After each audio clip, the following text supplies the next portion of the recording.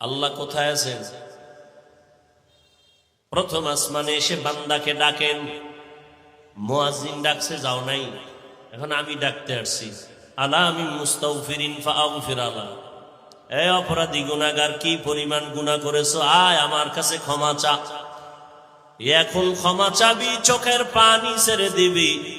চোখের পানিটা গালের নিচে যাওয়ার আগে তোর জীবনের গুনাহগুলো মাফ করে দিব। আতিনা ফি দারে দুনিয়া না হাসান, আতিনা ফি দারে উকবা না হাসান, ইয়া গিয়াসাল মুস্তাগীসিন ইহদিনা লিফতিখারা বিল উলুমে ওয়াল গিনা। হর ঘড়ি দেনে কো তু তৈয়ার হে, जो न मांगे उससे तू बेजार है। আমি আল্লাহ গভীর রাত্রে ডাক দিলাম, আলামিন মুস্তারজিকিন ফারজুকা, কার টাকা পয়সা লাগবে, রিজিক লাগবে, বল, আমি আল্লাহ দেওয়ার জন্য আসছি। কোন সময়? কি ঘুমাইতেছেন আপনারা? কোন সময় আল্লাহ আসেন? কোন দিন? হ্যাঁ, বান্দার থেকে কিছু নিতে না দিতে? আপনাদের কিছু লাগে না? নাক টেনে ঘুমান কেন? বাবায় যদি গভীর রাতে ঘরের দরজায় এসে নক করে, আমি তোর বাবা আসছি, দরজা খোল, বিপদে আছি। এমন কোন মোহাব্বতের সন্তান নাই যে ঘুমায় থাকবে, সাথে সাথে দরজা খুলে বাবা কেন আসছে। ছাত্রের দরওয়াজার কিনারায় গভীর রাতে যদি কোনো শিক্ষক এসে নক দেয়, ও আমার কলিজার ছাত্র, বাবা আমি ঘুমাই নাই, তোমার কাছে আসছি জরুরত। এমন কোন মোহাব্বতের ছাত্র নাই যে ঘুমায় থাকবে, বরং দরজা খুলে বলবে, হযরত কেন আসছেন? তোমার আমার আসল মালিক আমার আল্লাহ। রাতের গভীরে বান্দাকে ডাকেন, বান্দা টাকা লাগলে বল, বাড়ি লাগবে বল, গাড়ি লাগবে বল, জীবনে কি প্রয়োজন বল।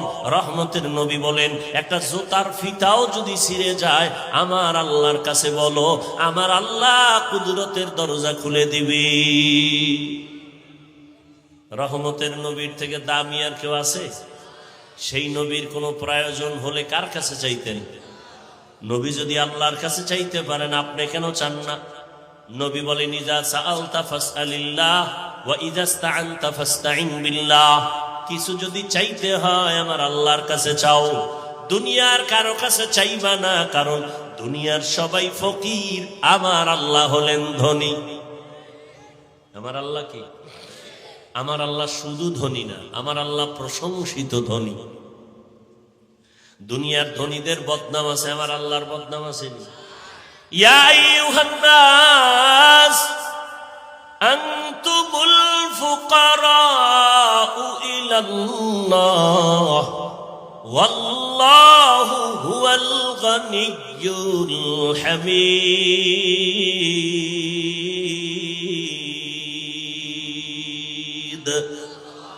गर तवक्कुल मी कुनी हर सुबह शाम, मेरा सानद रिज़्क़ तू अज़ला मकाम, जुज़्बा हक़ ची ज़े मखाज़ इंसुजा, फज़ले उ आमस्ते दर जुमला जहां। এতক্ষণ আলোচনায় কি বুঝলেন? আমার আল্লাহ ভয়ঙ্কর না দয়ালু? দয়ালুরে কেউ ভয় করে না, ভয়ঙ্করের ভয় করে। আল্লাহ যেহেতু দয়ালু, তো আল্লাহকে কেন ভয় করবো? অথচ আল্লাহ শুধু ভয় না, নবীরও আল্লাহ বলে, নবী আপনি আমাকে ভয় করেন। ইয়া আইয়ুহান নাবিয়্যুত্তাকিল্লাহ ওয়া লা তুতি'ল কাফিরিনা ওয়াল মুনাফিকিন। হে নবী আপনি আমাকে ভয় করেন, কাফের মুনাফিকের অনুসরণ করবেন না। নবীকেও আমার আল্লাহ বলেন আমাকে ভয় করো, নারীদেরও বলেন আমাকে ভয় করো, দুনিয়ার সব মানুষেরও আল্লাহ বলেন ভয় করো। ইয়া আইয়ুহান নাস ইত্তাকু রাব্বাকুম ও দুনিয়ার মানুষ, তোমাদের রবেরে ভয় করো। দুনিয়ার সব মানুষকে বললেন, বেঈমানকেও বললেন, মুমিনেরও বললেন, ইয়া আইয়ুহাল্লাযীনা আমানুত্তাকুল্লাহা ওয়া কুলু কাওলান সাদীদা। বারবার আল্লাহ মুমিনকে বলেন ভয় কর, ভয় কর। আল্লাহ বারবার কেন ভয় করতে বলেছেন? অথচ আল্লাহ হলেন দয়ালু, আল্লাহ তো ভয়ঙ্কর না। আল্লাহ কেমন দয়ালু, যার কোনো তুলনা নাই। আল্লাহ পাকের দয়া ছাড়া জমিনে কেউ চলার উপায় নাই। আমরা যে রাতের বেলা ঘুমিয়ে যাই, সকালবেলা ঘুম থেকে উঠার জন্য কার দয়া লাগে? আল্লাহ যদি দয়া না করেন, ঘুম থেকে উঠা সম্ভব না। আল্লাহর হুকুমে নিঃশ্বাস ভেতরে যায়, আবার হুকুম দিলে বাহিরে আসে। যদি আল্লাহ হুকুম না দেয়, নিঃশ্বাস আর চলবে না। হসপিটালের মধ্যে রোগীর নিয়া নাকের মধ্যে অক্সিজেনের পাইপ লাগায় রাখছে, আইসিইউতে ঢুকাইছে। মিনিটে মিনিটে বিল উঠে। 1 ঘন্টা আইসিইউতে ঢুকলা এত টাকা, 2 ঘন্টা এত টাকা। অক্সিজেন না থাকলে বাঁচবে না। কিন্তু দেখছেন নি, চোখে দেখা গেল পাইপ লাগানো। কিন্তু আমরা যেই হাঁটা চলা করি, চলাফেরা করি, এর মধ্যে 1 সেকেন্ডে আমার মাওলার অক্সিজেন বন্ধ আসেনি। আল্লাহরে কয় টাকা বিল দিছেন? 24টা ঘন্টা ঘুমাইয়ে আছেন, সেখানে অক্সিজেন লাগে না? কথা বলেন না কেন? তাহলে পাইপ ছাড়া আল্লাহ পাক টোটাল একটা আইসিইউর মধ্যে আমাদের রাখছেন। 5 মিনিট যদি অক্সিজেন বন্ধ হয়ে যায়, বান্দা আর বেঁচে থাকার কোনো উপায় নাই। আল্লাহ কয়, হসপিটালে ঢুকিয়ে, আইসিইউর মধ্যে ঢুকিয়া লক্ষ লক্ষ টাকা অক্সিজেনের বিল দাও। আমি আল্লাহ তোরে 24 ঘন্টা অক্সিজেনের মাঝে রাখছি, কয় টাকা বিল দিছো? দিছেন 1 টাকাও? আল্লাহ বলে বিল লাগবে না, বরং তোর কল্যাণে তুই 5 ওয়াক্ত নামাজ আদায় কর, মা বাবার খেদমত কর, ওলামায়ে কেরামের পরামর্শ নিয়ে চল, আমার হুকুম মেনে গুনাহ থেকে নিজেরে বাঁচায় চল। আমি আল্লাহ তোকে দুনিয়ায় বাদশা বানাবো, পরকালে বিনা হিসাবে জান্নাত দিব। গুনাহ থেকে নিজেকে বাঁচাইও। কেন? আল্লাহ ভয়ঙ্কর না, এটাই সত্য। তবে মুফাসসিরিনে কেরাম বলেন না, আল্লাহ একটা সময় বান্দার জন্য বড় ভয়ঙ্কর হবেন। সেই দিন হবে কিয়ামতের দিন। আল্লাহ ওই দিন এমন ভয়ঙ্কর হবেন যে নবীদের গুনাহ নাই, তারাও কান্না শুরু করবে ভয়ে। সেদিন এতটা আল্লাহ রাগান্বিত হবেন, এই পুরা জমিন হবে কিয়ামতের মাঠ। আরাফার ময়দান হবে আল্লাহর এই স্টেজ বা আদালত। কেউ বলেন সিরিয়ার জমিন হবে আদালত, গোটা দুনিয়ার জমিনটা হবে কিয়ামতের মাঠ। সমতল জমিন, মানুষগুলো সব, নারী পুরুষ সব উলঙ্গ দাঁড়াবে। আম্মা জান আয়েশা রাদিয়াল্লাহু আনহা বলেন, ইয়া রাসূলুল্লাহ, মানুষ উলঙ্গ সব নারী পুরুষ একসাথে দাঁড়াবে, লজ্জা লাগবে না? নবী বলেন, হাসরের মাঠ এত ভয়ঙ্কর হবে, কেউ কারো দিকে তাকাবার হুঁশ হবে না। মানুষগুলো উলঙ্গ দাঁড়িয়ে যাবে। আল্লাহ বলবে, সূর্যটা নিচে নেমে আসো। সূর্যটা নিচে এসে তাপ দেওয়া মাত্র মাটির জমিনটা পুড়িয়া তামা হয়ে যাবে। অপর দিকে জাহান্নামের চিৎকারের আওয়াজ। জাহান্নাম চিল্লায় বলবে, আল্লাহ গুনাহগার গুলো আমার পেটে দাও, আমার পেটে বড় ক্ষুধা, বেনামাজি গুলো দাও। আল্লাহ অর্ডার করবেন, 70,000 ফেরেশতারা শিকল লাগায় ধরে রাখ, জাহান্নাম যেন আমার দিকে আসতে না পারে। যদি আমার আদালতের দিকে আগায় যায়, আমি বিচার করতে পারবো না। 70,000 শিকল জাহান্নামের গলায় লাগায়া ফেরেশতারা পেছনে টেনে ধরবে, তারপরও রাখতে পারবে না। নবীজি বলেন, সেদিন আল্লাহ ভয়ঙ্কর রূপ ধারণ করবেন। আল্লাহ এমন এক ভয়ঙ্কর রূপ ধারণ করে, কুদরতি আওয়াজ, জবানের রাগান্বিত আওয়াজ, লিমানিল মুলকুল ইয়াউম লিল্লাহিল ওয়াহিদিল কাহ্হার। নবী বলেন আল্লাহর কুদরতি আওয়াজে হাসরের ময়দানটা থরথর করে কেঁপে উঠবে। এমন কঠিন হালাত, নবীদের কান্না এমন ভাবে শুরু হয়ে যাবে উম্মতেরও চিন্তা থাকবে না। আদম নবীও কাঁদবেন, মুসা নবী কাঁদবেন, ঈসা নবী, আদম, নূহ নবী কাঁদবেন, ইব্রাহিম নবী কান্না করবেন। আম্মা জান আয়েশা রাদিয়াল্লাহু আনহা বলেন, নবী তখন আপনি কি করবেন আর উম্মতের কি হালাত হবে? রহমতের নবী বলেন, নবীদের কান্না দেখা উম্মতেরাও বেকারার হয়ে যাবে। আদম নবীর কাছে যাবে, সুপারিশের জন্য পারবে না। ঘুরতে ঘুরতে ঘুরতে ঘুরতে শেষ, আমি মুহাম্মদের তারা তালাশ করবে। হাসরের ময়দানে নবী আপনাকে উম্মতেরা কোথায় পাবে? নবী বলেন, আমি আমার রবের সামনে মাকামে মাহমুদের মধ্যে সিজদায় পড়ে আমিও কান্না শুরু করব। সব নবীদের কান্না, নিজেদের চিন্তা, একমাত্র আমি রহমতের নবী মালিকের কুদরতে মাকামে মাহমুদে সিজদায় পড়ে কাঁদবো। আর আমি আমার নিজের ব্যাপারে একটা কথাও বলবো না। আমি বারবার কান্না করব আর বলবো, আমার উম্মত, আমার উম্মত, আমার উম্মত। তুকু যাও সুন্নতি আহমদ কুজা বা মুহাম্মদ কৈবুয়ত নিসবত তোরা মান আহাব্বা সুন্নতি কওলে রসূল মজদায়ে কানা মাই হাম কুন কবুল। আল্লাহ ভয়ঙ্কর হবেন হাসরের ময়দানে। ইনসাফের বিচার আল্লাহ ভয়ঙ্কর রূপ ধারণ করবেন। আল্লাহ যখন ভয়ঙ্কর রূপ ধারণ করে আওয়াজ দিবেন, হাসরের ময়দানটা থরথর করে কেঁপে উঠবে। কেউ কথা বলার সাহস পাবে না।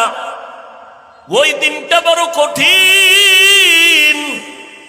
আম্মা জান আয়েশা রাদিয়াল্লাহু আনহা বলেন, আমি আয়েশা তো নবীর ঘরে 9 বছর বয়সে আমি আসছি। আমার যখন 18 বছর হয়, রহমতের নবী জমিন থেকে বিদায় নিয়ে গেলে আমি প্রায় সময় তাকায় দেখতাম মায়ার নবী আমার হুজরায় বসে গুনগুন করে মাঝে মাঝে কান্না করতে। আমি ভয় পেয়ে যাইতাম, আমার মায়ার নবী কেন কাঁদে? মনে হয় আল্লাহ বেজার হয়ে গেল আমার উপর, আমি বোধহয় কোনো বেয়াদবি করেছি।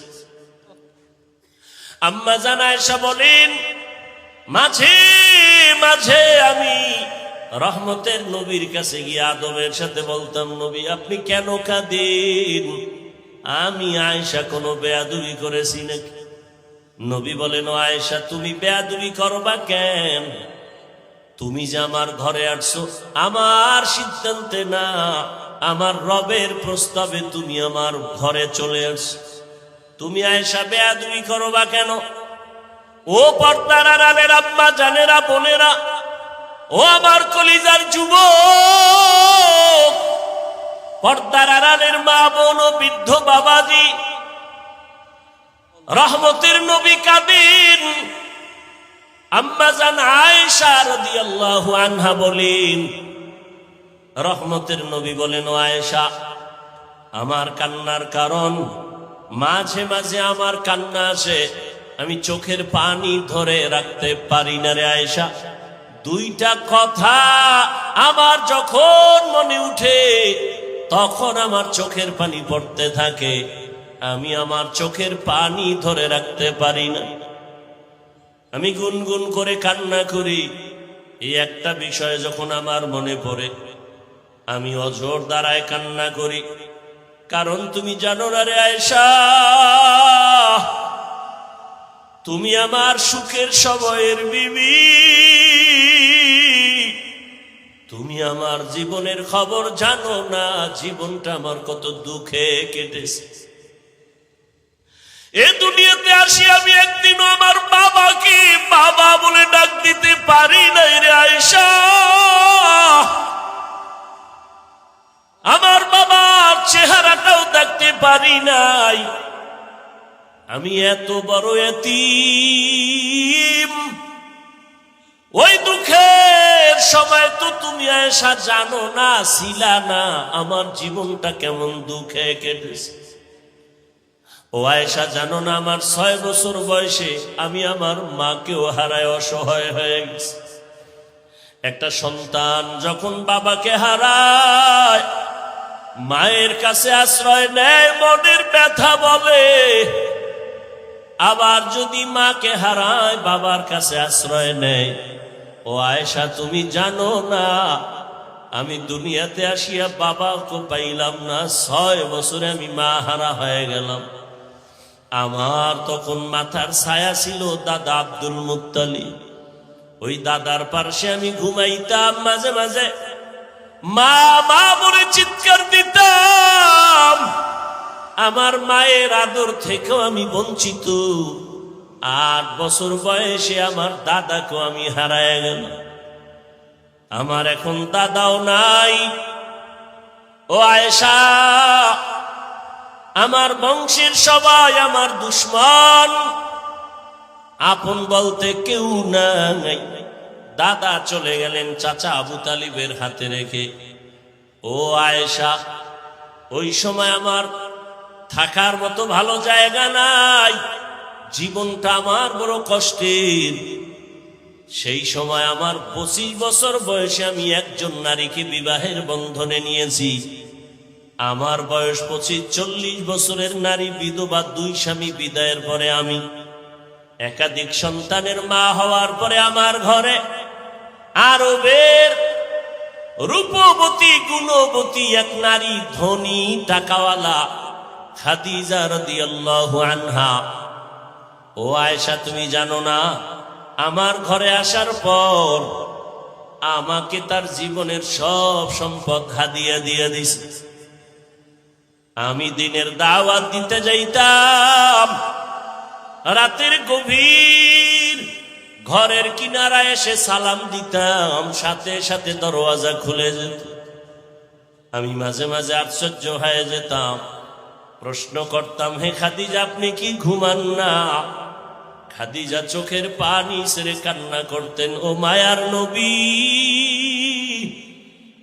আপনি বড় এতিম, আপনার বাবা নাই মাও নাই। আমি খাদিজা যদি ঘুমায় যাই আপনার চারদিকে দুশ্মন, ঘরের দরজায় এসে যদি দাঁড়ায় কষ্ট পান আল্লাহ আমার উপরে বেজার হয়ে যাবে। এ কারণে আমি বিছানায় পিঠ লাগায় ঘুমাই না, রহমতের নবীর অপেক্ষায় আমি ঘরের দরওয়াজায় অপেক্ষা করি। ও আয়েশা আমি হেরা পাহাড়ের গুহায় গিয়ে সেখানে আল্লাহর ধ্যানে সময় কাটাইতাম। 1 সপ্তাহ 2 সপ্তাহ পর্যন্ত আসতাম না। 1 সপ্তাহের নাস্তা নিয়ে যাইতাম। যখন আমি আসি না রাস্তা নাই, সিঁড়ি নাই, এত উঁচু পাহাড়। আমার খাদিজা নিজে মহিলা মানুষ হেঁটে হেঁটে গিয়া পাহাড় বেয়ে উপরে উঠে আমাকে নাস্তার ব্যবস্থা করে দিয়ে আসতো। ও আয়েশা ওই খাদিজার কথা আমার মনে পড়লে চোখের পানি ধরে রাখতে পারি না। আমার বংশের লোকেরা আমাকে 3টা বছর পর্যন্ত শিয়াবে আবু তালিবের মধ্যে গৃহবন্দী করে রাখছে। একটু পানি নাই, খানা নাই। আমি গাছের পাতা চাবায় চাবায় পেটের ক্ষুধা নিবারণ করেছি। খাদিজার উপরে কোনো ঝামেলা নাই, কিন্তু খাদিজা আমার মহব্বতে ঘর ছাড়িয়া আমার সাথে এসে গাছের পাতা চাবাইয়া চাবাইয়া খেয়ে পেটের ক্ষুধা নিবারণ করেছে। আমার মহব্বতে আমার কষ্টকে তিনি ভাগাভাগি করে নিয়েছে। ও আয়েশা ওই খাদিজার কথা মনে পড়লে আমি চোখের পানি ধরে রাখতে পারি না। যখনই মনে আসে আমার চোখ বেয়ে পানির ফোঁটা পড়ে। তায়েফের ময়দানে গেলাম দাওয়াতের জন্য। তায়েফের বেঈমান কাফির ছোট ছোট বাচ্চাদের লেলিয়ে দিয়েছে। মক্কার পাগল আসছে পাথর মেরে তাড়ায় দাও। ওই বাচ্চাগুলো পাথরগুলো বৃষ্টির মতো মারে, আর আমার শরীরে পড়িয়া রক্ত ঝরতে ঝরতে আমার পায়ের জুতা আটকায় গেছে। আমার শরীরে মশা মাছি পড়ে না, হারাম। আমার চোখ বেয়ে পানি পড়ে আর রক্তর ফোঁটা পড়ে। কাফেরের সন্তানেরা পাথর মারে, আমি কিচ্ছু বলি না। জিব্রাইল আমিন এসে বলেন, হে পয়গম্বর, এখন অর্ডার করবেন তায়েফের মানুষগুলো সব ধ্বংস করে দিব। আমি রহমতের নবী জিব্রাইল আমিনকে বলছি, খবরদার তায়েফের মানুষকে মারবা না, ওরা আমাকে চিনে না। যদি ওরা চিনতো, ওরা জানতো আমি ইয়তীম। ওরা যদি জানতো আমি অসহায়, ওরা যদি জানতো আমি জুলুম করার জন্য আসি নাই, তাহলে ওরা আমাকে মারতো না। একদিন বুঝে আসবে, চিনবে, সেদিন দিনের বড় উপকার হবে। ও এলাকার মুসলমান বাবারা, আল্লাহ তাআলার পয়গম্বর খাদিজাতুল কুবরা রাদিয়াল্লাহু আনহার জন্য এত পরিমাণ কান্না করেছেন। চাচা আবু তালিবের জন্য নবী কান্না করেছেন। ও পর্দার আড়ালের মা, আপনারা যদিও নবীদের স্ত্রী হতে পারেন নাই, তবে তাদের মতোই তো আপনারা নারী। খাদিজা রাদিয়াল্লাহু আনহার মতো নারী, ফাতেমা রাদিয়াল্লাহু আনহার মতো নারী, আয়েশা রাদিয়াল্লাহু আনহার মতো নারী। এরে আম্মা জান, কয়দিন আর দুনিয়া রং তামাশার পেছনে ঘুরবেন? কোন দিন মরণ হবে, আজরাইল এসে জীবনটা নিয়ে যাবে জানা নাই। কয়েক মাস আগের কথা, বিদেশ থেকে টাকার বস্তা নিয়ে বাংলাদেশে আসছে, পরিবারে বেড়ায় আনন্দ করে আবার যাবে। এয়ারপোর্টে তার পরিবারের সবাই হাজির। গাড়িতে উঠিয়া বাড়ির দিকে রওয়ানা। বাড়ির কাছাকাছি যাওয়া মাত্র হঠাৎ ড্রাইভার গাড়িটা পানির মধ্যে ফেলে দিল। জায়গায় মহিলা সন্তান অনেক মরে গেল। ওই বিদেশি বান্দা এখনো মরে নাই। মিডিয়ার সামনে চোখের পানি ছেড়ে কান্না করে। জীবনে মানুষ বিবাহ করে খেয়ে না খেয়ে পরিবার নিয়ে থাকার একটা আনন্দ আছে, আমি তাও পাই নাই। টাকার তাগিদে বিদেশ চলে গেলাম। আজ আমি টাকা অলংকার নিয়ে আসছি, কিন্তু আমি বাড়ি যাওয়ার আগে আমার কপাল কেন এত খারাপ। বাড়ির কাছাকাছি এসে আমার নিজের হাতের উপরে কলিজার সন্তানটা মরে গেল, আমার স্ত্রীও মরে গেল। আমি এখন ঘরে যাইয়া কি করব? কে আমাকে আনন্দ দিবে? আমার কলিজার সন্তানটাও চলে গেল, আমার বিবিও নাই। ও টেকনাফের মা বোনেরা, কয়দিন, দুনিয়াটা কিছুই না, এখনো সময় আছে, তওবা করেন। আল্লাহর মোহাব্বত নিয়া 5 ওয়াক্ত নামাজ পড়েন। আপনার মতো কত মা এখনো আছে বেপরদায় চলে না, মোবাইলে সময় নষ্ট করে না, নামাজ ছাড়ে না। এরে আম্মা জানেরা, দুনিয়াতে আল্লাহ সন্তান দান করেছেন। একটা সন্তানকে আপনার খাঁটি আদর্শবান বানায় যান। ডাক্তার, ইঞ্জিনিয়ার, প্রফেসর বানাবেন, বাধা নাই। সন্তানটাকে আদবওয়ালা, আদর্শওয়ালা, নবীর আশেক বানায় যান। ডাক্তার হইয়াও যদি বান্দা কোরআন পড়নেওয়ালা হয়, জীবনটা ধন্য। ও আমার যুবক বাবা, কয়দিন দুনিয়ার এই বাহাদুরি, চোখের সামনে লাশ আর লাশ। এমন কোনো দিন নাই পানির নিচে, গাড়ির নিচে যুবকের লাশ নাই, ঘুমের বিছানায় লাশ নাই। কয়দিন আর বাঁচবা? এখনো কি তওবা করে দিনের পথে আসবা না? মনে আশা পূরণ করার জন্য কত গুনার পেছনে দৌড়াইলা, নামাজ ছাড়লা, দাড়ি কাটলা, বেপরদায় চললা, মা বাবার সাথে কত বেয়াদবি করেছো। এখনো সময় আছে, তওবা করো।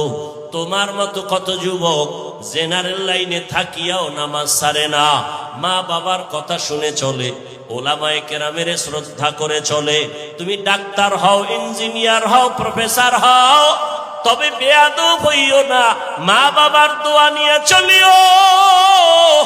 কারণ আল্লাহর কসম, মা বাবার চোখের পানি আর দোয়া ছাড়া জীবনে কোনো সন্তানের সফলতার দরজা খুলবে না। তুমি জানো না যে মা বাবার কত কষ্ট আর মেহনত, যে কারণে তুমি আজকে মানুষ। ওই মা বাবার চোখের পানি আর দোয়ার কারণে তুমি টাকার মালিক, বাড়ি গাড়ির মালিক, সম্মানের মালিক। আজকে অনেকের মা দুনিয়ায় নাই। ওই মা বাবা তোমার আমার জন্য এত চোখের পানি ফেলেছেন, ওই মা বাবার জন্য তুমি কি এক ফোঁটা চোখের পানি ফেলে দোয়া করতে পারো না? রহমতের নবী চোখের পানি ফেলে দোয়া করেন, মা বাবার জন্য কান্না করেন। রহমতের নবীও যদি কাঁদেন, তোমার আমার কপাল কেন খারাপ যে চোখে পানি আসবে না রে বাবা। চোখের পানি ছাড়া দুনিয়ার সফলতা নাই, আখিরাতেরও সফলতা আসবে না। আল্লাহ তাআলা বলেন, আমার আদালত বড় ভয়ঙ্কর। ওই ভয় অন্তরে জমা করিয়া দুনিয়াতে গুনাহ ছেড়ে তওবা করো, আল্লাহর কাছে কান্না করো, গুনাহ থেকে ক্ষমা চাও। চোখ দুইটা বন্ধ করলে দেখা যাবে আমার মতো গুনাহগারের জমিনে কেউ নাই। গুনাহের কারণে হাত না পাক, চোখ না পাক, জিহ্বা না পাক, অন্তর না পাক, আল্লাহর দরবারে ক্ষমা চাও, নামাজি হয়ে যাও, আল্লাহর কাছে সিজদা দিয়া কান্না করো। আল্লাহ বলেন, বান্দা যখন কান্না করবে চোখের পানি ছাড়িয়া, গালের নিচে চোখের পানি যাওয়ার আগে আমি আল্লাহ তার জীবনের সব গুনাহ মাফ করে দিব। ভাইরা আমার, আল্লাহর নবী বলেন, ও আয়েশা, দুই কথা মনে পড়লে আমার বেশি কান্নার আওয়াজ। এক হলো খাদিজার কথা মনে পড়লে কান্না করি, আর একটা বিষয় হলো আল্লাহ যেই দিকে ইঙ্গিত করে বলছেন, আমাকে ভয় করো, আমার আদালতের ভয়, গুনাহ ছাড়ো। ওই আদালতের কথা যখন আমার মনে পড়ে, আমি চোখের পানি ধরে রাখতে পারি না। আমি রহমতের নবী কান্না করি, হাসরের ময়দান আমার উম্মতের কি উপায় হবে? যেদিন নবীরা পর্যন্ত কান্নায় বিভোর, একটা নেকির টান পড়বে, কেউ কারো সহযোগিতা করবে না। হাদিসে পাকে নবী বলেন, এক আল্লাহর বান্দা হাসরের ময়দানে সব বান্দার আমল নামা ওজন দিতে গিয়া মাত্র একটা নেকের টান, আল্লাহ বলবে, একটা নেক তোমার আমল নামায় চলে আসলে তুমি জান্নাত পেয়ে যাইবা। দেখো তোমার আত্মীয় স্বজন কেউ একটা নেক দেয়নি, আল্লাহর বান্দা দৌড়াবে, সন্তানের কাছে গিয়া বলবে, বাবা জীবনে কষ্ট করে তোমাকে খাওয়াইছি, নিজে খাওয়ার চিন্তা করি নাই, আজ আমি বিপদে পড়েছি, একটা নেক আমাকে দাও। সন্তান বলবে, আমার বাবা ছিল ঠিক, তবে তুমি আমার বাবা আমি বিশ্বাস করি না। এভাবে ঘুরতে ঘুরতে ঘুরতে ঘুরতে কেউ একটা নেক দেয় না, মাত্র একটা নেক হলেই জান্নাত পাবে, কেউ দেয় না, মাও না, বাবাও না, পরিবারের কেউ না। এখন নিরুপায়, চোখে পানি, কান্না করতেছে, কই পাবো একটা নেক?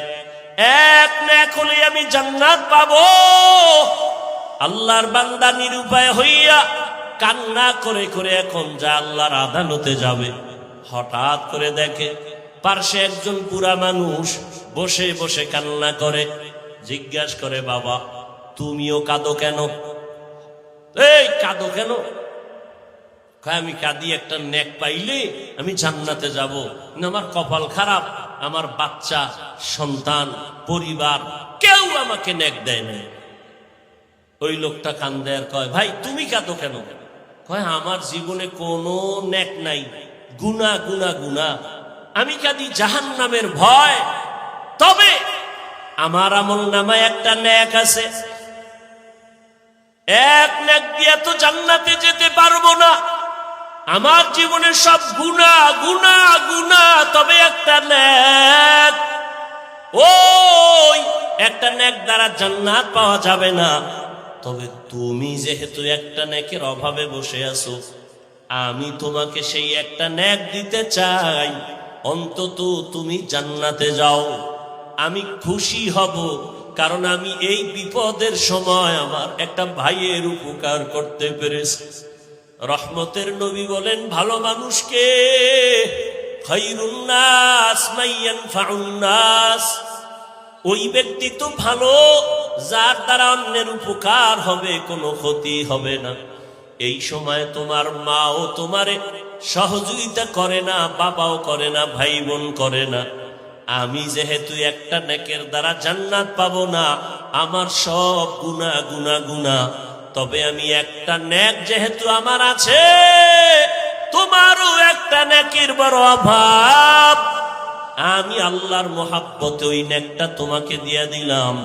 আমার দিলটা এতটুকু শান্ত যে আমার একটা ভাইকে আমি উপকার করতে পেরেছি, এটাই আমার তৃপ্তি। বান্দা খুশি হইয়া ও একটা নেক নিয়ে আমার মালিকের আদালতে হাজির। আল্লাহ তুমি দয়া করেছো, একটা নেক আমি পাই না, তবে পেয়ে গেলাম, তুমি আমারে জান্নাত দাও। আল্লাহ তো সব জানেন। আল্লাহ বলেন, নেকটা কি তোর মা দিছে? কয় না। বাবা দিছে নি? কয় না। তোমার সন্তান দিছে নি? কয় না। কে দিছে বলো? বলে আমার এক ভাই, তার সব গুনাহ গুনাহ, আমল নামায় কোনো নেক নাই, গুনাহ, তবে একটা নেক ছিল, সেই নেকটা আমাকে দিয়েছে। আল্লাহ বলবে, তারে আমার আদালতে হাজির করে দাও। এই বিপদের সময় কে তোমাকে একটা নেক দিয়া সহযোগিতা করেছে, আমার আদালতে হাজির করো। আল্লাহ পাকের অর্ডারে ওই আল্লাহর বান্দাকে আল্লাহর আদালতে হাজির করা হবে। আল্লাহ বলবেন, এই বান্দা, তুই এই ব্যক্তিকে নেক দিয়েছ কেন? এর মা, এর বাবা, এর আত্মীয় সন্তানেরা কেউ এই মুসিবতের সময় একটা নেক দেয় না, দিবে দূরের কথা, এই যে বাবা সন্তান স্বীকারই করে না। নেক দেওয়া তো পরের কথা, এই ব্যক্তি যে একজন মহিলার স্বামী, মহিলা স্বীকারই করে না, নেক তো পরে দিবে। তোমার এই লোকটা তেমন কোন আত্মীয় না, তোমার ভাইও না, তুমি কিভাবে তারে একটা নেক দিছো? ওই বান্দা বলবে, হে দয়ার মালিক, জাহান্নামের গরম বড় কঠিন ভয়ঙ্কর, সহ্য করা যায় না রে আল্লাহ। তবে আমার জীবনের একটা নেক আমল, আমি তো এই একটা নেক দিয়া জান্নাত পাবো না। এ কারণে আমি চিন্তা করলাম, আমার ভাইকে যদি একটু উপকার করে, এই নেক আমি দেওয়ার কারণে সে যদি একটু জান্নাতে যায়, জাহান্নাম থেকে বাঁচলো, বিপদ থেকে বাঁচাইতে পারলাম। আমার একটা নেকের দ্বারা আমার একটা ভাই যদি বিপদ থেকে বেঁচে যায়, আমার এটা তৃপ্তি, আর কিছু না, একটু সহযোগিতা করলাম। আল্লাহ তাআলা বলবেন, ফেরেশতা, একটা বান্দা তার ভাইকে যদি একটা নেক দিয়ে বিপদের সময় সহযোগিতা করে, আমি আল্লাহ তো এর থেকেও বড় দয়াময়, আমি আল্লাহ তো রহিম, আমি আল্লাহর এত দয়া, এত মায়া, আমি আল্লাহ পাক ওই একটা নেক দেনেওয়ালা বান্দাকেও এই দয়ার কারণে তাকেও জান্নাত দিয়ে দিলাম। আতিনা ফি দারে দুনিয়া না হাসান, আতিনা ফি دار عقبانا حسن يا غياث المستغيثين اهدنا لافتخارا بالعلوم والغنى ہر گوری دینے کو تو تیار ہے جو نہ مانگے اس سے تو بیزار ہے وَأَمَّا مَنْ خَافَ مَقَامَ رَبِّهِ وَنَهَى النَّفْسَ عَنِ الْهَوَىٰ فَإِنَّ الْجَنَّةَ هِيَ الْمَأْوَىٰ আল্লাহ তাআলা বলেন আমার আদালতে দাঁড়াইয়া হিসাব দেওয়ার ভয়ে যারা দুনিয়াতে এই গুনাহ থেকে নিজেরে বাঁচায় রাখবে আমি আল্লাহ তাকে বিনা হিসাবে জান্নাত দিয়ে দিব দুনিয়াতে থাকিয়া গুনাহ থেকে বাঁচার উপায় জীবনের ভাগ দুইটা একটা আমার পেছনে চলে গেল সামনে আর একটা আমার হায়াত কতদিন আছে জানা নাই তবে পিছনের জীবনে গুনাহ অনেক করে ফেলেছি সামনের জীবনেও গুনাহ হতে পারে এই দুই লাইনের গুনাহ থেকে কিভাবে বাঁচবো পিছনের গুনাহ থেকে বাঁচার জন্য একটা মেডিসিন লাগবে সামনের গুনাহ থেকে পবিত্র থাকার জন্য আরেকটা মেডিসিন লাগবে পিছনের যেই মেডিসিনটা গুনাহ করে ফেলেছি হাতের গুনাহ চোখের গুনাহ জবানের গুনাহ অন্তরের গুনাহ এইভাবে যত গুনাহ করে ফেলেছি আল্লাহর হক নষ্ট করে বান্দার হক নষ্ট করে যত অন্যায় করেছি পেছনের গুনাহ থেকে পবিত্রতা অর্জনের জন্য একটা মেডিসিনের প্রয়োজন ওই মেডিসিনটা না থাকলে পেছনের গুনাহ থেকে আমার ক্ষমা হবে না সামনের জীবনে যেন আমার চলার পথে কোনো গুনাহ না হয় ওই গুনাহ থেকে বাঁচার জন্য আরেকটা মেডিসিন লাগবে এই দোনোটা মেডিসিন অর্জন করার একমাত্র জায়গা হলো আল্লাহওয়ালাদের নেক নজর লিকুল্লি শাইইন মা'দিনুন ওয়া মা'দিনুত তাকওয়া কুলুবুল আরিফিন ভালো ভালো জিনিস রাখার গোডাউন আছে তাকওয়ার গোডাউন হলো একমাত্র আল্লাহর প্রিয় বান্দা যারা আরিফিন আল্লাহকে চিনেন আহলুল্লাহ যাদের বলা হয় তাদের নেক নজর লাগাও তাদের নজরের মধ্যে পাওয়ার আছে আল্লাহর নবী বলেন ক্বালা রাসূলুল্লাহ সাল্লাল্লাহু আলাইহি ওয়া আলিহি ওয়াসাল্লাম ইত্তাকু ফিরাসাতাল মুমিন ফাইন্নাহু ইয়ানজুরু বিনুরিল্লাহ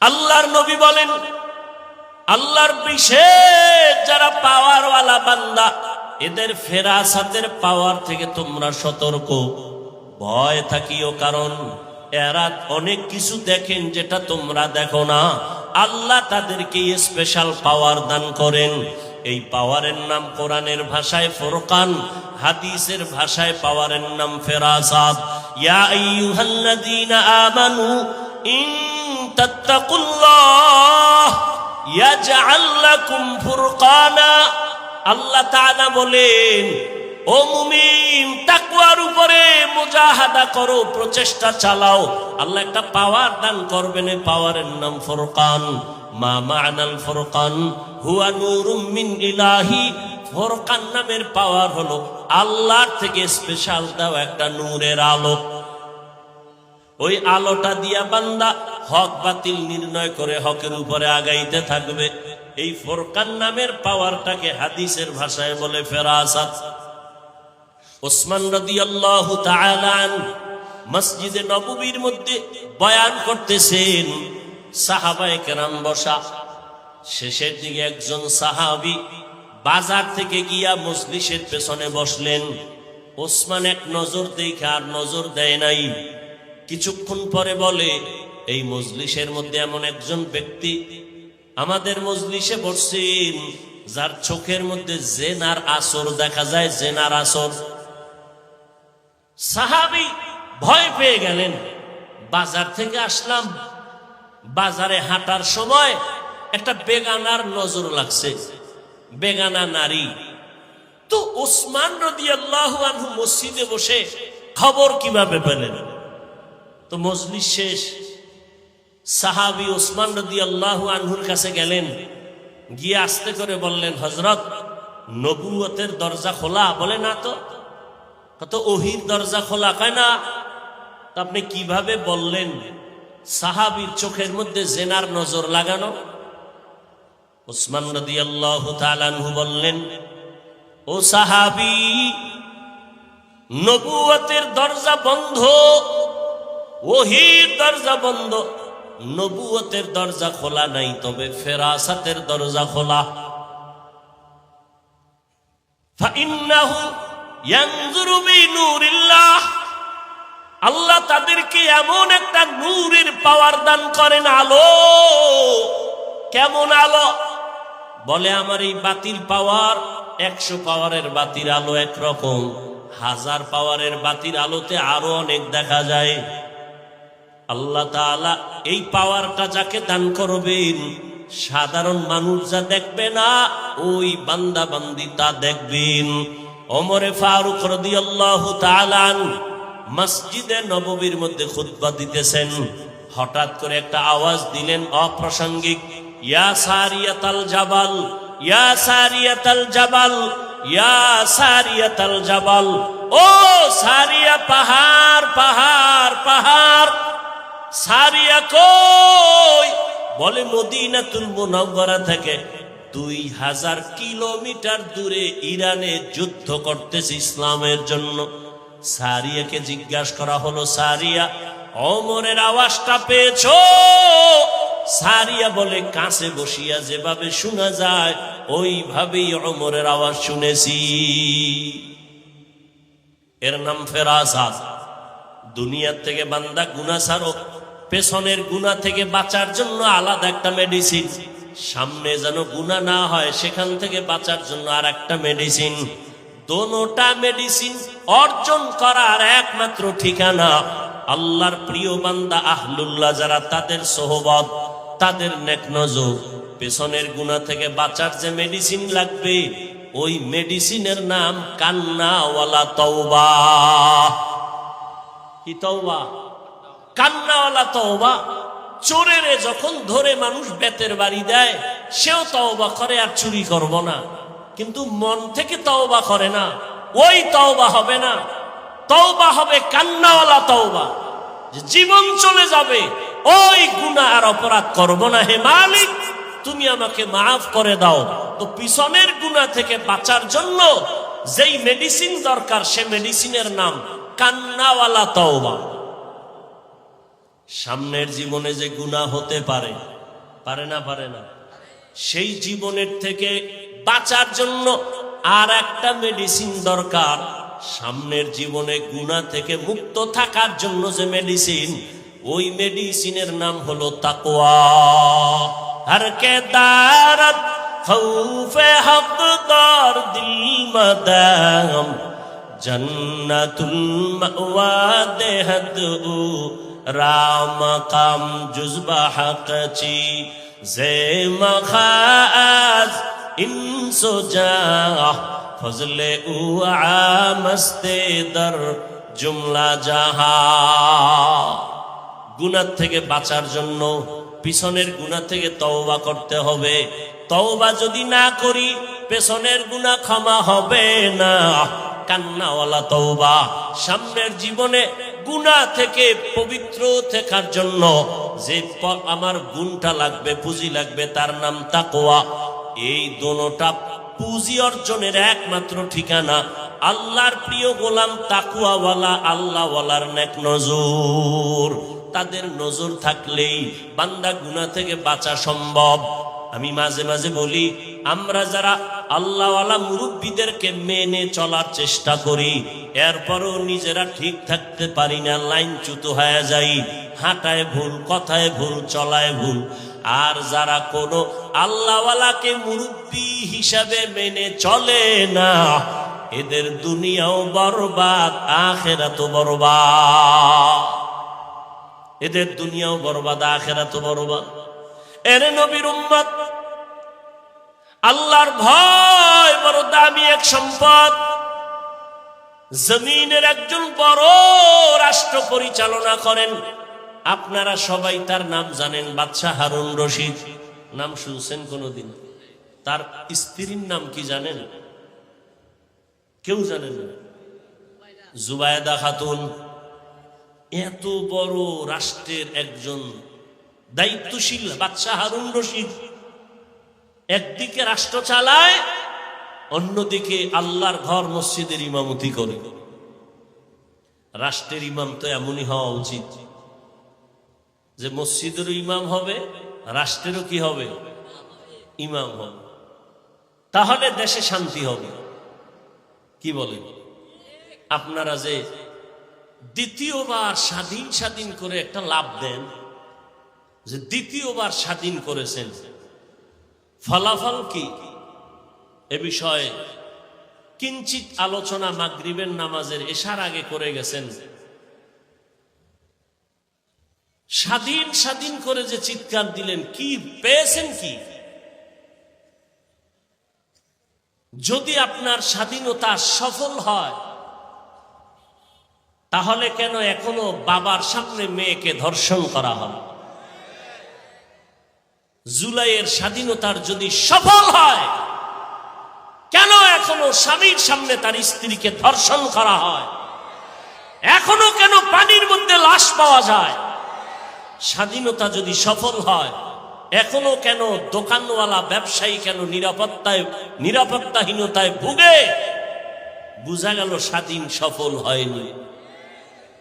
সফল স্বাধীনতার জন্য আর একবার যুদ্ধের ময়দানে অবতীর্ণ হতে হবে, এবং সেই স্বাধীন হবে চূড়ান্ত সফলতার স্বাধীন। আর সেই স্বাধীন হবে একমাত্র ইসলামের স্বাধীন। ইসলামের স্বাধীন যতদিন হবে না, ততদিন পর্যন্ত আল্লাহর কসম চাপাবাজি চলবে, জমিনে শান্তি আসবে না, কোনদিন আসবে না, আল্লাহর জাতের কসম। কারণ আমি প্রায় সময় উদাহরণ দেই, লঙ্গি চিনেন? লঙ্গি, এই যে লঙ্গি পরেছি, লঙ্গির মধ্যে গোবর লাগার কারণে পাক না পাক? কথা বলেন না কেন? গোবর চিনেন তো? এখন এই লঙ্গির গোবর পাক করার জন্য ব্যবস্থা লাগবে না? কি লাগবে? বেশিরভাগ পানি। কি লাগবে? এখন অচেনা পথে আপনি পানি তালাশ করতেছেন, কাপড়ের গোবর ধোয়ার জন্য আপনি পাইতেছেন না। আধা ঘন্টা ঘুইরা ঘাম অস্থির হয়ে বসে আছেন। তো একজনে বলে, ভাই তুমি এত পেরেশান কেন? বলে, আমার কাপড়ে গোবর লাগছে, পাক করা দরকার, পানি পাই না। বলে, আর তুমি পাগল নাকি? তুমি এদিক সেদিক পানি তালাশ করো কেন? তোমার নিজের কাছেই তো স্পেশাল পানি আছে, আছে না নাই? ওই পানির নাম কি? পেশাব। কারে ভাই তুমি এই বুদ্ধিটা আগে আধা ঘন্টা আগে দাও নাই কেন? কইছিল? তুমি যদি আধা ঘন্টা আগে বলতা তো আমার এত মেহনত করতে হতো না। উনি প্রস্রাবের পানি দিয়া ওনার কাপড়ের গোবর ধুয়ে ফেলছে। বলেন তো কি পরিমাণ পাক হলো কাপড়? সত্য কথাটা বলেন, পাক হয়েছে না নাপাক আরো ছড়ায় গেল? গোবরের নাপাক ধুইতে গিয়া যদি প্রস্রাবের নাপাক পানি দিয়া ধুইতে যায়, তাহলে পাক হয় না, আরো নাপাক ছড়ায়। ঠিক যেই লোকটা সুদ খায়, ঘুষ খায়, দুর্নীতি করে, ধর্ষণ করে, খুনি, চরিত্রহীন এমন একটা মানুষকে যদি বলো আমার টেকনাফ এলাকাটা পবিত্র বানায় দাও, তাহলে পবিত্র হবে না আরো নাপাক ছড়ায় যাবে? আরো নাপাক ছড়ায় যাবে। সহজ কথা, কোনো প্যাচ নাই, কোনো ঝামেলা নাই। আমরা ওলামায়ে কেরামরা কখনো বলেন আমাকে এমপি মন্ত্রী বানাও, এখানে আমাদের বসার ওই চেয়ারের মূল্য নাই। ওলামায়ে কেরামকে আল্লাহ যে স্থায়ী সম্মান দিছেন, এর থেকে আর বড় সম্মান প্রয়োজন হয় না। তাহলে এরপরও আলেমরা মাঠে কেন ভোট চাওয়ার জন্য প্রস্তুতি নিতেছেন? একমাত্র কারণ, ওখানে বসে যে চুরি করে এটা বন্ধ করতে হবে, মানুষের উপরে জুলুম করে সেটা বন্ধ করতে হবে। তারা যদি বন্ধ করে তো আলহামদুলিল্লাহ, আর হুজুর যাওয়ার দরকার নাই। বরং কিন্তু তারা করবে বলে কোনো আশা পাওয়া যায়। একজনে তেঁতুল খায়, বলে ভাই কেমন লাগে? বলে আমার ঠোঁটের মিসকলে বুঝো না এটা কেমন, টক না ঝাল? তাহলে সমাজের পবিত্রতা অর্জনের জন্য কারে দিয়ে কি হবে এটা আগের থেকেই বোঝা যায়। তার চরিত্র তাক বলে দেয়, তার আখলাক বলে দেয়, তার ব্যবহার বলে দেয়। আসলে অনেকে মনে করে ইসলাম বুঝি অনেক কঠিন। কে বলেছে পৃথিবীতে ইসলাম ছাড়া সহজ কোনো ধর্ম নেই? এত সহজ ধর্ম ইসলাম। ইসলাম কি বলে? দুইজন দেখা হলে কি দাও? সালাম মানে কি? শান্তি। তাহলে আমি বললাম আসসালামু আলাইকুম, আপনার উপরে শান্তি বর্ষিত হোক, সে আমাকে কি বলবে? সেও দোয়া করলো আপনার উপরেও শান্তি বর্ষিত হোক। দুই দিক থেকে যখন সালাম আর শান্তির দোয়া চলবে, মাঝখানে আর অশান্তি ঢুকতে পারবে না। ইসলাম কি বলে? বলে এই বড়রা ছোটদের উপরে মায়া করো, ও ছোটরা বড়দেরকে সম্মান করে চলো। আল্লাহর কসম, আমার দেশের বড়রা যদি ছোটদেরকে মায়ার নজরে দেখে কোনোদিন জুলুম করবে না। আবার ছোটরা যদি বড়দেরকে সম্মানের নজরে দেখে বেয়াদবি করবে না। এর নাম ইসলাম। ইসলাম কি বলে? কর্মচারী কাজ করে, ঘাম ঝরার আগে বেতন দিয়ে দাও। বেতন যদি আগে দিয়ে দেয়, কর্মচারী কাজের মধ্যে চুরি করবে? করবে না, বরং আমানত রক্ষা করবে। তাহলে যে যাই বলেন আর না বলেন, মানেন আর না মানেন, ফাইনাল কথা, ইসলাম ছাড়ায় জমিনে শান্তি আসবে কোনোদিন সম্ভব না। অতএব সেই ইসলাম এ জমিনে আনার জন্য চেষ্টা করতে হবে আমাদের। না আপনারা যদি অপেক্ষায় থাকেন, তসবিহ নিয়ে দিন গুনেন, ভোটের আগের রাত্রে টাকা খাবো, আছেন না অনেক বান্দা, ভোটের আগের রাতে টাকা খাবে, তাহলে এটা তো আপনিই ইসলামের পথকে আটকায় দিলেন। এই টাকা খাওয়া হালাল না হারাম? জোরে বলেন। আমি প্রায় সময় বলি, যারা ভোটের আগে টাকা খাওয়ার নিয়ত করেন, আপনারা বাথরুমে গিয়া 10 গ্রাম পায়খানা খাইবেন, পরে টেকনাফ বাজারে গিয়া হালাল সাবান দিয়া কুলি করবেন, গন্ধ সব শেষ হয়ে যায়। কিন্তু যদি আপনারা এই ভোটের আগে টাকা নেন আর ওই টাকা আপনি ভক্ষণ করেন, আপনার রক্ত গোশত না পাক, ওই টাকা আপনার সন্তান পরিবার খাবে, ওদের রক্ত গোশত না পাক, আমি বলবো আপনি বাপ নামের কলঙ্ক, আপনি স্বামী নামের কলঙ্ক। এজন্য ইসলাম সবাই চায়। চায় না কারা? যারা চোর দুর্নীতিবাজ, এরা ইসলাম চায় না।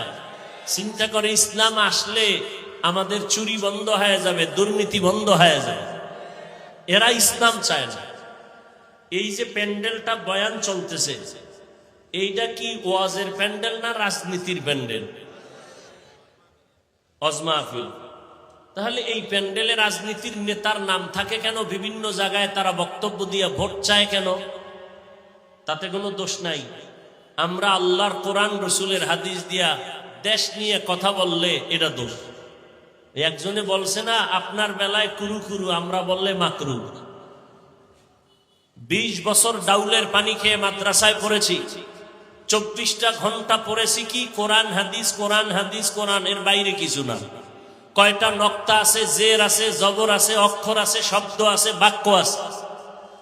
কয়টা নামাজের আয়াত কতটা, রোজার আয়াত আছে কতটা, পরিবার নীতির আয়াত কতটা, অর্থনীতির আয়াত কতটা, সমাজ নীতির আয়াত কত, বিধান কি, মাসআলা কি, ফতোয়া কি, সব পড়লাম। আর এখন যদি কোনো সুদখোর এসে বলে হুজুর বয়ানটা এই সিস্টেমে করেন, তাহলে ওর কানের পর্দা গরম করে দিতে হয় না? যে কোরআন হাদিস পড়লাম 20 বছর আর বয়ান শিখতে হবে সুদখোর থেকে। এই সমস্যাগুলো কেন? শিয়ালের হাতে মুরগি আমানত। শিয়ালের হাতে মুরগি রাখলে কয়দিন আমানত থাকবে? শিয়ালের হাতে মুরগি রাখলে যা হয়, মাদ্রাসা মসজিদ আর ধর্মের চাবি সুদখোর, ঘুষখোর, খুনি, ধর্ষকের হাতে রাখলে তাই হবে। আমার এই কথাগুলো যদি আগামী শুক্রবার আপনাদের টেকনাফের কোন ইমাম সাহেব জুমায় বয়ান করে, কি উপায় হবে বলেন তো? সেদিন মোটামুটি একটা যুদ্ধ শুরু হয়ে যায়। কমিটি বলবে ইমাম সাহেব 1 মাসের ছুটি। কথা ঠিক নেই? বিষয় কি? শিয়ালের হাতে মুরগি, শিয়ালের হাতে। এজন্য মুরগি আমানত দেওয়ার আগে হিসাব করেন। এখন কিন্তু কলমের দাম নাই, কলমের আঙ্গুলের টিপের দাম। কিসের দাম? এই জন্যই আঙ্গুলের টিপটার মূল্য আছে না নাই? অতএব আপনি যদি আদর্শবান মানুষ হয়ে থাকেন, এই টিপটা দেওয়ার আগে এই হাতটাকে জমজম পানি দিয়ে ধুইবেন। আর ভাববেন এই টিপটা এমন কোনো ব্যক্তিকে দিব না যে আমার টিপের পাওয়ার পায় আমার বোনের উপরে হামলা করবে। আমার আঙ্গুলের টিপ এমন জায়গায় দিব না যে আমার এই আঙ্গুলের টিপের পাওয়ারের ব্যবসার উপরে আগুন লাগায় দিবে। টিপ দেওয়ার আগে ভাবতে থাকেন এমন জায়গায় টিপ দিব যে টিপের পাওয়ারের মাধ্যমে আমার দেশ শান্ত হবে, জনগণ শান্তিতে থাকবে, ইসলাম নিরাপদ থাকবে, মাদ্রাসা মসজিদ আলেম ওলামারা নিরাপদ থাকবে। আল্লাহ বুঝার তৌফিক দান করেন। রাগ করলেন আপনারা? বলে ধর্মের মধ্যে, রাজনীতির মধ্যে ইসলাম টানবেন না। আপনাকে কে বলল ধর্ম আর রাজনীতি আর ইসলাম আলাদা? এই কথা আপনাকে কে বলল? আমাদের রাজনীতি ইসলাম, আমাদের অর্থনীতি মানে ইসলাম। ইসলামের বাইরে অর্থনীতি নাই, ইসলামের বাইরে সমাজনীতি নাই, ইসলামের বাইরে রাষ্ট্রনীতি নাই। সব কিছুর মাঝে আমাদের ইসলাম। কেমন মিলানো? আমি বলি সূর্যের সাথে আলো যেমন মিলানো, ফুলের সাথে ঘ্রাণ যেমন মিলানো। ফুল থেকে ঘ্রাণ সরিয়ে গেলে যেমন ফুল থাকে না, রাজনীতির থেকে ইসলাম আলাদা হলে ওটা রাজনীতি থাকে না, দুর্নীতি আর পেটনীতি হয়ে যায়। হ্যাঁ, আপনি রাজনীতি করেন না সেটা ভিন্ন। আমি বর্তমানে ইসলামী রাজনীতির কোনো দায়িত্বে নাই। তার মানে কি আল্লাহর কোরআনে যা আছে তার বিরোধিতা করব? এখানে বহু আল্লাহর বান্দা নামাজ পড়েন না ঠিক মতো, তার মানে কি আপনি নামাজ বিরোধিতা করেন? না, নামাজ না পড়া এক জিনিস, নামাজের বিরোধিতা করা আর এক জিনিস। যে নামাজ পড়ে না সে মুমিন, অন্তরে আগ্রহ আছে পড়বে। আর যে নামাজ পছন্দ করে না সে বেঈমান। যে দাড়ি রাখে না সে মুমিন, যে দাড়ি পছন্দ করে না সে বেঈমান। যে পর্দা করে না সে মুমিন, যে পর্দা পছন্দ করে না সে বেঈমান। যে ইসলামের রাজনীতি করে না ঠিক কিন্তু মুমিন, করবে, মনে আগ্রহ আছে, কিন্তু যে ইসলামী রাজনীতির বিরোধিতা করবে সে বেঈমান। আল্লাহ বুঝার তৌফিক দান করেন। আল্লাহ আমাকেও হেদায়াত দান করেন, আপনাদেরকেও হেদায়াত দান করেন।